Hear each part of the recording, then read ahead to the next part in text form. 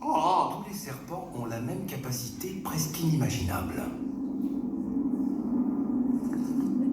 Ils savent se régénérer. Celui-ci semble en fin de vie. Sa peau est sèche, terne et plissée. OK, suivez-moi bien, c'est hyper important. Il y en a qui me suivent sur le web, vous l'avez déjà vu, mais vous avez peut-être saisi quelque chose d'autre. Ce serpent-là semble en fin de vie. Sa peau est sèche, terne et plissée.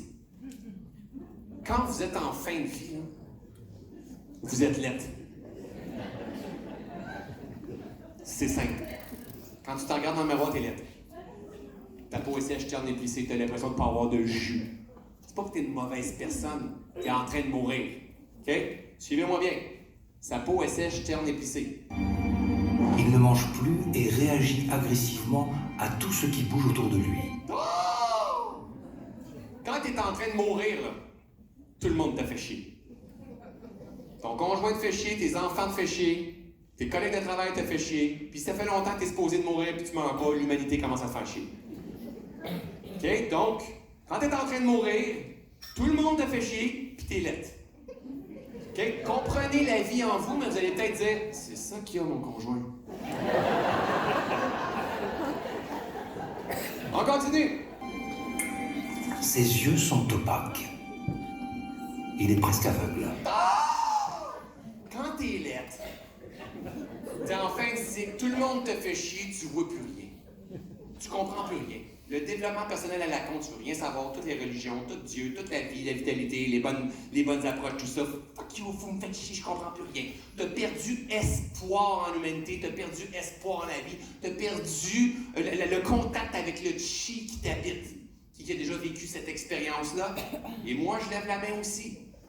Donc, le serpent, il ne voit plus rien, il est presque aveugle. Quand on ne comprend plus rien, on est en fin de cycle. J'en ai pas parlé tout à l'heure, mais il y a des petits cycles, il y a des moyens cycles, puis il y a des gros cycles. Il y a des cycles, des fois, qui vont se présenter aux 7 ans, d'autres aux 3 mois, d'autres à tous les 2-3 jours. Hein, c'est différent.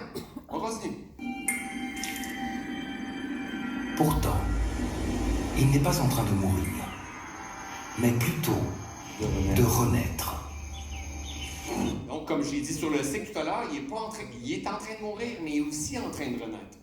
Il va bientôt faire sa mue.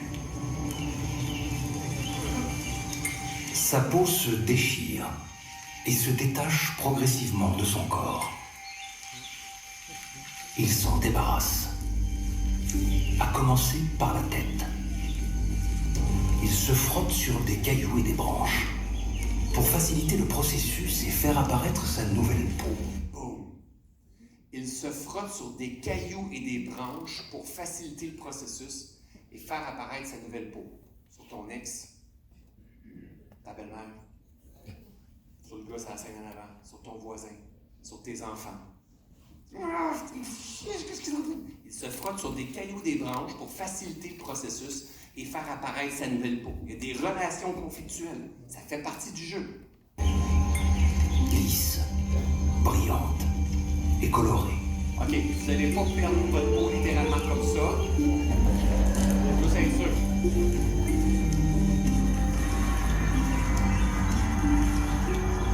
Il dure 15 minutes de vidéo, il est vraiment bon.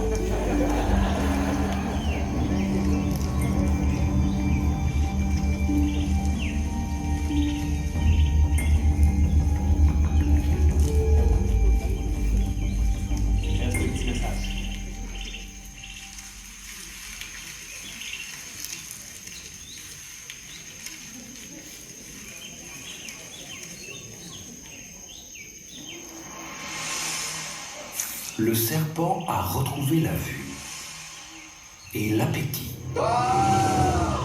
Le serpent a retrouvé la vue et l'appétit. Il était en train de mourir, il n'avait plus d'étoiles dans les yeux, il était laid.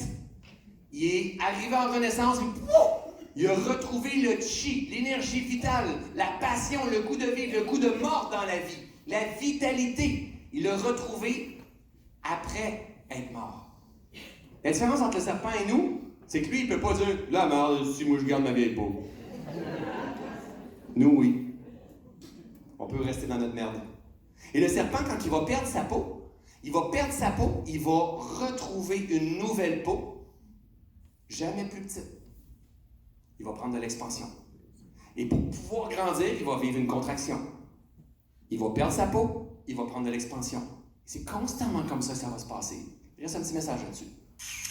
Chez les humains et de nombreux animaux, l'épiderme se renouvelle petit à petit, en permanence. Mais chez les reptiles et surtout les serpents, la nuit est plus facile à observer. La peau est couverte d'écailles et dénuée de pores. Elle n'a pas d'orifice pour évacuer la sueur ou les fluides odorants. Elle est d'un seul tenant, et quand elle devient trop petite, il faut en changer pour ne pas entraver la croissance. Boum! Quand sa peau elle devient trop petite, il faut la changer pour ne pas entraver la croissance. Quand sa peau devient trop serrée, c'est comme une plante qui est trop serrée dans son bocal, elle va mourir. Nous, notre bocal, c'est notre conscience. Comment faire pour savoir si on est trop serré? Il y a de la résistance partout dans notre vie. La résistance, c'est une opportunité à laisser derrière ce qu'il doit laisser derrière. On doit lâcher des mécanismes, des croyances, des perceptions. Puis on doit apprendre à prendre de la hauteur. Il faut changer pour ne pas entraver la croissance. Je termine avec une petite histoire.